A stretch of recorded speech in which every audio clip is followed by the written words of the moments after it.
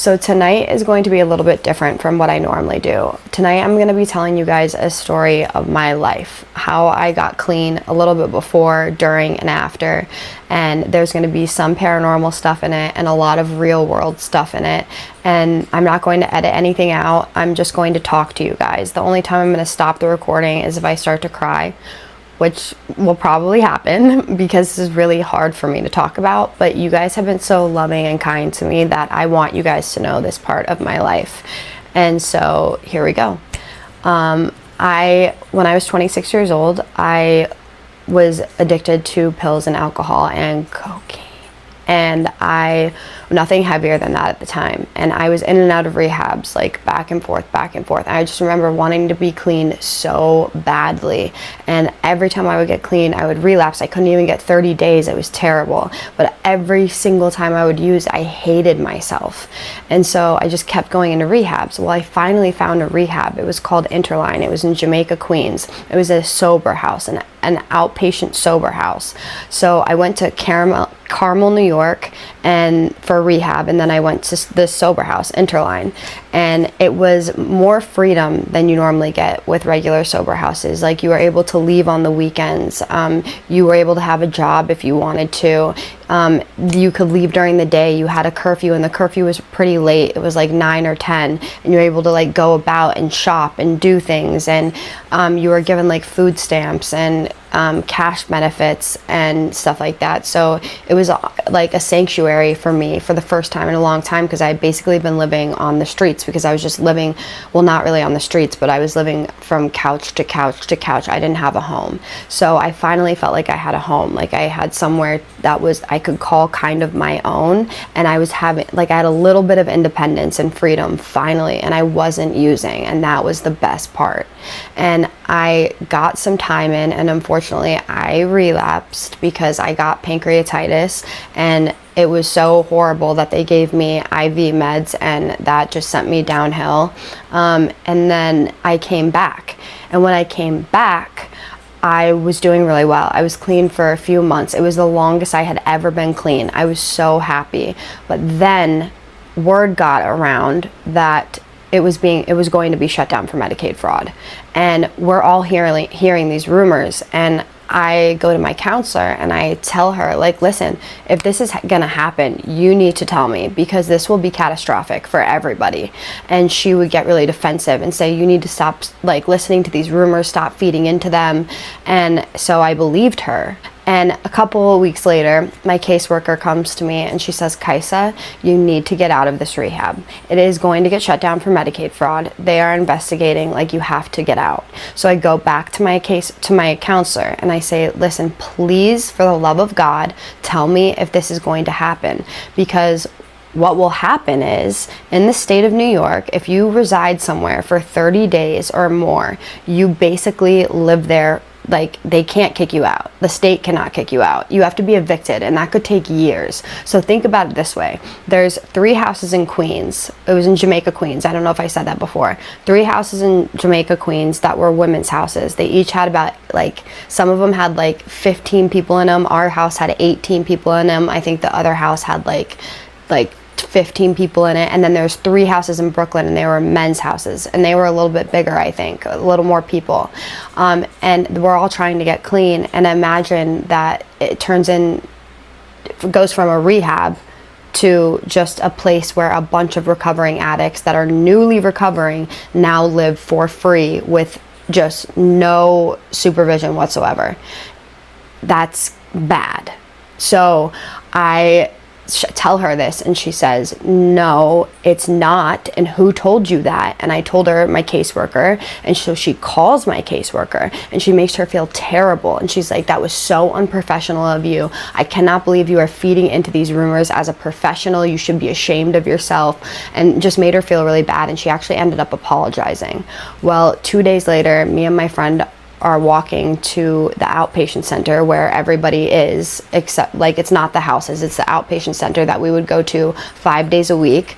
And there's just FBI agents surrounding it, bringing computers out, arresting people. It's getting shut down for Medicaid fraud. And I remember thinking to myself, why why weren't you proactive? Like, why did you stay here? When, like, just so angry at myself for this, knowing what was going to happen. And some people were excited about this. Other people were really upset. I was like, not okay. I was like, this is so bad. So me and my friend are walking back to the house, and all of the drug dealers around found out. They all found out that we're in the area, what had happened. And you know that's bad. So it basically, long story short, turned into a trap house slash brothel. Like, it was bad. And I lived there for 6 months. The things that I had seen in that house and experienced, I will never be able to unsee.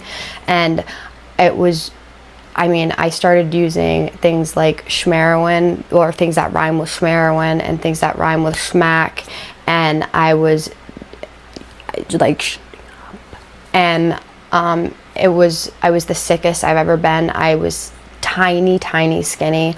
I was not okay mentally at all. I remember the first time ever going through precipitated withdrawals on a mattress on the middle of the living room floor. It was the worst experience of my life. I remember getting cotton fever on that same mattress. I remember not showering for weeks. I remember just my life being a living hell. I remember like doing things that I would never ever do, and just, it was terrible. And I was in that place for 6 months. So I finally decide at one point, I have to get out of here. And I got myself clean, and I went to a rehab in I went to Seaside, so Seafield, I'm sorry, I went to Seafield, and that is in the Hamptons. And I got clean, and then I went to a sober house in Long Island, another sober house. I was a little like weary about it because what had happened at the previous sober house, but I had to go to a sober house. I had nowhere else to go. So I went to this sober house, and while I'm there, one day, I'm doing well in the sober house, and I'm standing outside in the front yard. I'm waiting for the bus to go to outpatient, and this man comes up to me, and he's on a bike, and he says to me, hey, I noticed that you live in that house, that's a sober house, and you live there, and I'm wondering, I actually own a business, if any girls are in there are looking for work. And I'm a very smart person. Like, I have a lot of intuition, and I was just not listening to it at all that day. And I was like, first of all, in my head, I should have been like, how do you know where I live? But the only reason I didn't think that is because everybody knew that that was a sober house, because it was in a nice neighborhood and everyone hated that it was there. So a lot of people knew about it. So that's why I wasn't like weirded out about that. But then he hands me a business card, and he says, if anyone in there, you have to be able to drive. It's important. And part of it is that what we do, my business, is that we go into abandoned houses or places that people have either been evicted or places that people have passed away and left things. We go in, we clean it up, and then we sell the stuff. And whoever works for us, they can choose, they will pay them, and then they can also choose to keep whatever they want. So I was like, oh, that sounds like a great idea. And so I took his card, and I went home, and I ended up texting him because I had told the girls about it. And they were like, oh, that sounds so cool. And only one person in that house was like, this is not a good idea. Like, this is a very bad idea. I don't know what you're thinking. And I don't know what got into me, but I refuse to believe that anything bad could happen to me more than it already had. And so I was like, what are the chances that this guy is a psycho, right? Well, to disprove that them and just show them that I was right, I was like, we're gonna make sure that this is legit before we do anything. It's not like we're gonna walk into this blindly. So we look it up. It's a legit company, and the only thing is, it's not in his name, it's in his ex-wife's name, and apparently him and his ex-wife are still on good terms, and they own this business together. So I tell him, you know, if you want me to work for you, I need to talk to your ex-wife. And oh, I'm gonna backtrack a little bit. First, he said that whoever worked for him needed to have a car. Only one of us had a car. So after he said that, and I told him that, all of a sudden, they didn't need people who had a car. They could take anyone. And then it turned into them being able to take anyone to them only having one spot left. And that one spot was for me. And so at this point, I am starting to get like a little weirded out. I'm like, this is getting a little weird. I need to talk to your ex-wife. So I get on the phone with her, and immediately she is crazy. I say, listen, I need to know the address I need to know your name, your first name, your last name, your phone number, your address, and I need like identification before we go into this, because obviously like I met this person at a bus stop, and she starts yelling at me and saying, like, this is ridiculous, I'm not effing doing this, blah, blah, blah, like, I don't need to give you anything, this obviously isn't a good idea, never mind, blah, blah. And I was like, okay. So I just hang up on her, and I text him, and I'm like, listen, I don't think this is a good idea, I'm not interested anymore. And he tries to talk me out of it. He's like, she just lost her mother, she's not in a good place, like the place that we're about to go work at is actually her mother's house, who just passed away, so we're about to clear out all of her stuff, that's why she acted like that. And I was like, I don't care if her child passed away, like the way that she just acted was like not okay. I mean, I'm not saying if your child passed away, obviously you would act insane, but like for my safety, like I wouldn't do it. And so he went back and forth, like really pushing it, and I was just kind of like, you know what, I'm good. So he stops for a little bit, and they wake up like a couple days later, and there's a bunch of stuff on my porch, and on the porch of the sober house, and it's like blankets, pillows, like there's like a lamp in there, there's like extension cords in there and some other stuff, and then there's a note on it. I wish I still had this note, and it's basically a note like apologizing for her behavior and just explaining that this is all stuff that they just got out of that house, and that we can keep it, and if we need anything else to let him know. And I was like, okay, well, that was nice of him to apologize and give us stuff. So I text him and I thank him for it, and then the girls are like, can you ask him for this, can you ask him for that, blah blah blah. So I'm like, do you have any of this? Like, I think one of the girls needed another extension cord or something, and I should not have done that.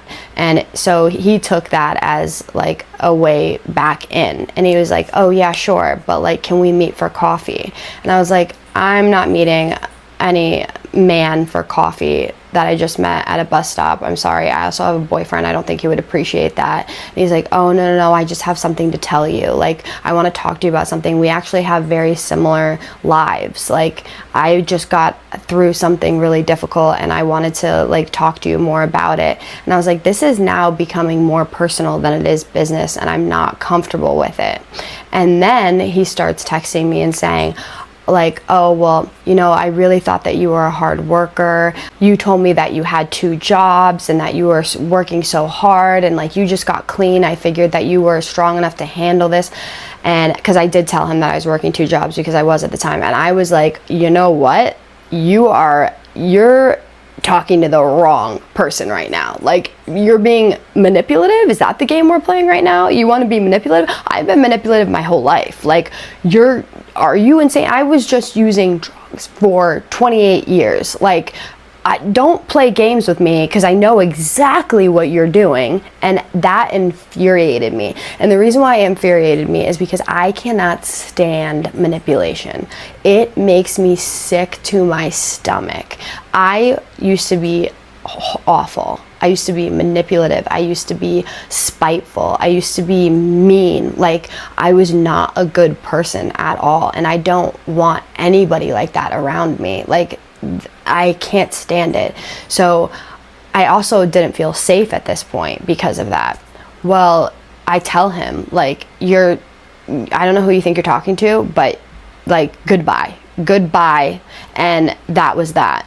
Well, a couple days later, I'm coming home from outpatient, and I see that he is on my front lawn talking to the owner of the sober house. And I walk up, And I'm like, what are you doing here? That's the first thing I said to him.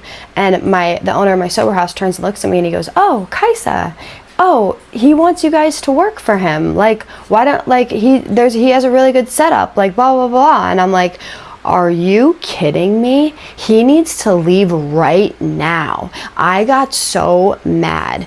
And as I'm talking to the owner of my sober house, he's standing behind the owner of my sober house, just staring at me.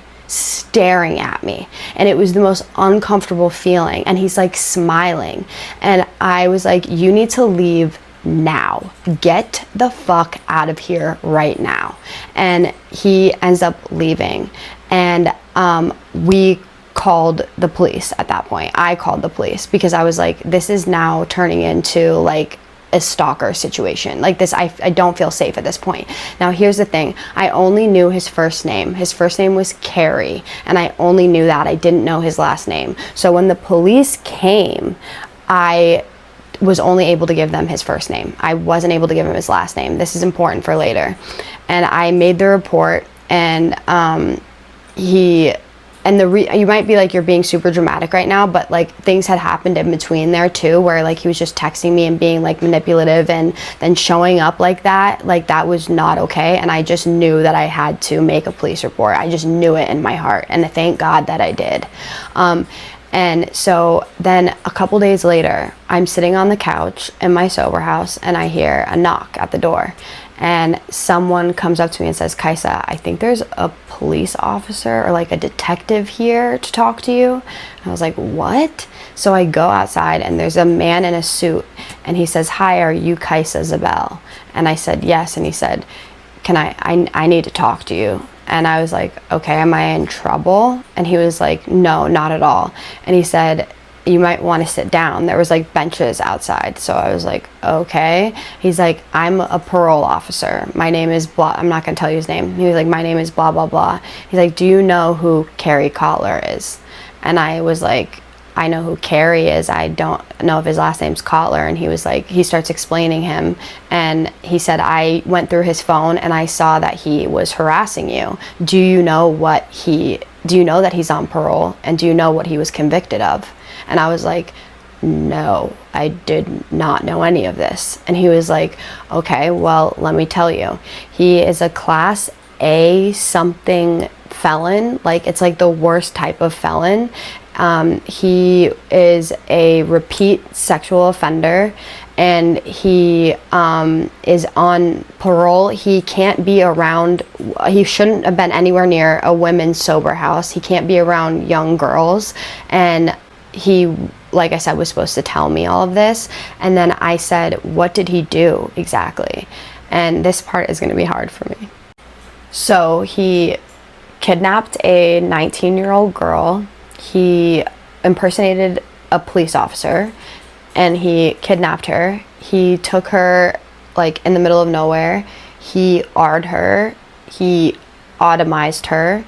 And then he poured bleach on her to hide the evidence, and then went to prison for it.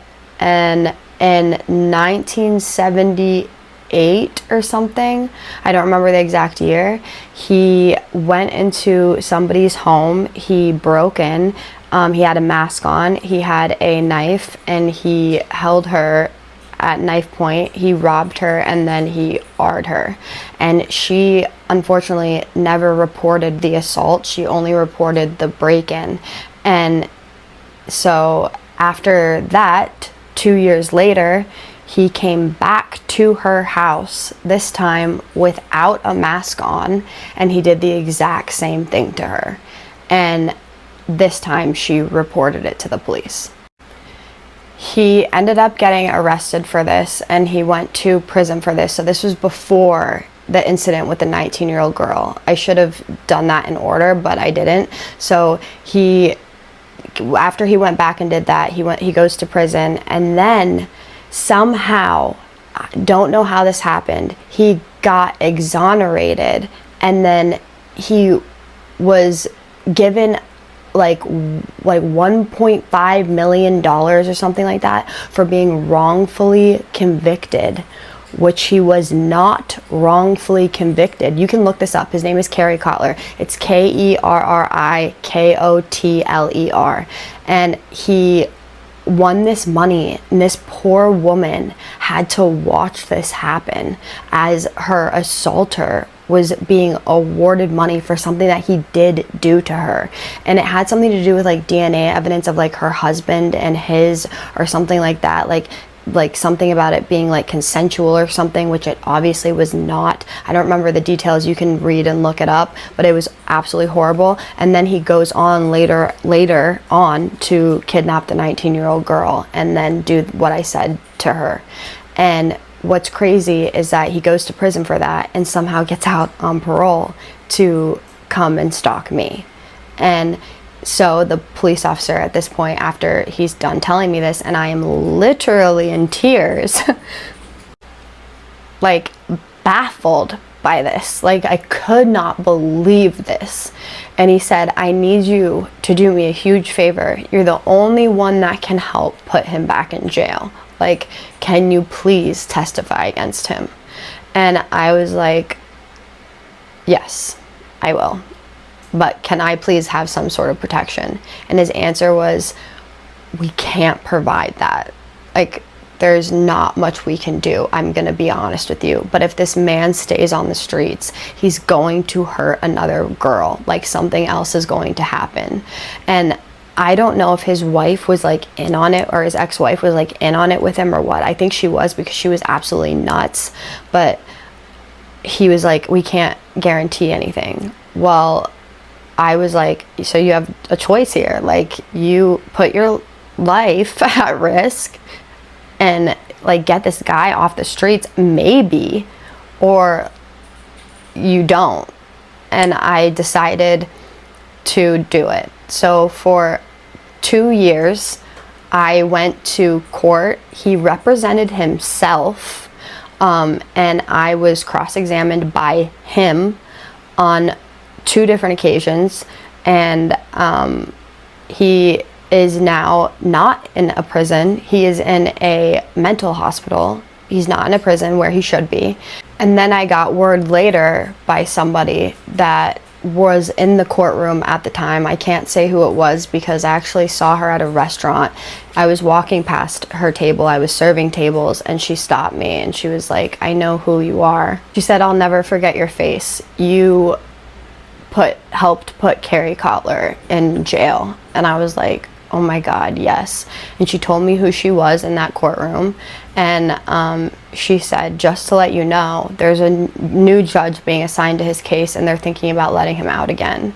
And that was about 3 years ago now, 3 or 4 years ago. And every time I try to contact the police officer, the detective, the same detective that was hunting me down to testify against him over and over. Now, this was like a detective. There was his parole officer and then a detective. A detective would literally come to my door if I didn't answer my phone, because my phone number changed a few times, and he would ask me to go to court, and I would do it every single time. But as soon as I needed them to tell me whether he was going to go to jail or not, I radio silenced, didn't hear anything. So I still don't know to this day. Like, he could get out. And I think about this all the time. Like, there's an incredibly dangerous man sitting locked away right now who thinks about me probably every single day. He probably thinks about how much he hates me every single day. And I can't imagine the things that he wants to do to me. And I never think about him. Like, hardly. But he thinks about me probably every single day. And if he gets out, I am in trouble. It legit makes me so sick when I think about it. Like, when I feel like I want to vomit right now, even talking about it. Like, knowing what he did to that girl is fucking horrible. And to that woman, you know?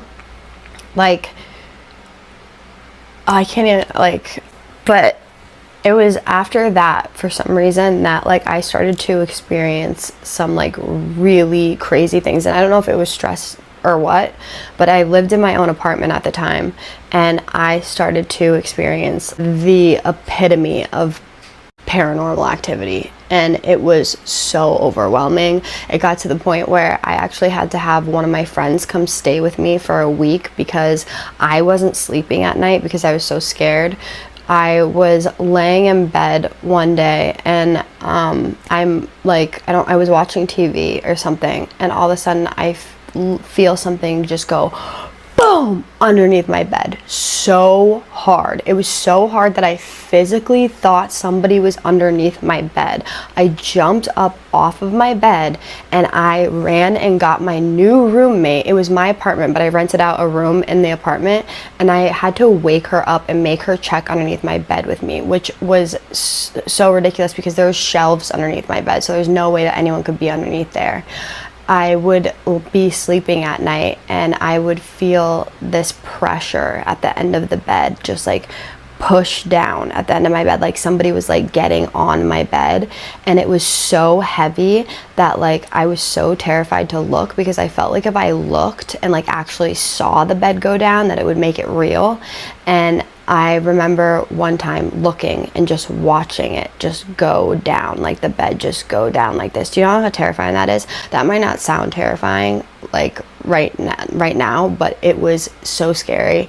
And then that would happen to me almost every single night. And then one night it happened, and then the bed went down, and then it went down closer to me, and then it went down closer to me, and it was like I could literally feel somebody crawling on the bed right next to me, and I couldn't see anything. I could just feel something crawling on the bed next to me, and it scared the ever-loving shit out of me. And I have this thing where this happens to me all the time still, where I'll be laying in bed and at night I'll start hearing humming or singing, and it sounds like the same woman. It has sounded like the same woman for years. I'm gonna sound insane right now, but I don't care. It sounds like a woman sometimes humming softly, and then sometimes it'll get like a little bit louder and she's singing, but I can never make out the words. I can only hear the sound of like her like voice and like the vibrato, and it's so scary. And I was hearing that every single night, and I still hear it every single night, but I'm almost like desensitized to it at this point. And I actually went to go see a neurologist because of it, because I was like, something's wrong with me. I think I'm gonna have a stroke because I'm hearing things and feeling things. Then I started feeling someone rubbing my leg at night, and then I would fall asleep, and I would be like starting to fall asleep, and then all of a sudden I would hear someone go, Kaisa, like right in my ear. And it would like jolt me awake. And so much stuff happened in that apartment. I took a picture of myself, and there was like something in the background, and it's so clear. It's clear as day. I wish I could find this picture. I've looked everywhere for it. I think I talked about this with you guys in another video. I've looked everywhere for it. I cannot find it, but that was terrifying. And then another time I woke up and there was pictures of me sleeping on my phone. It looked like I had taken it, to be honest with you. Like it looked like a selfie, but I was not awake. So it scared the crap out of me.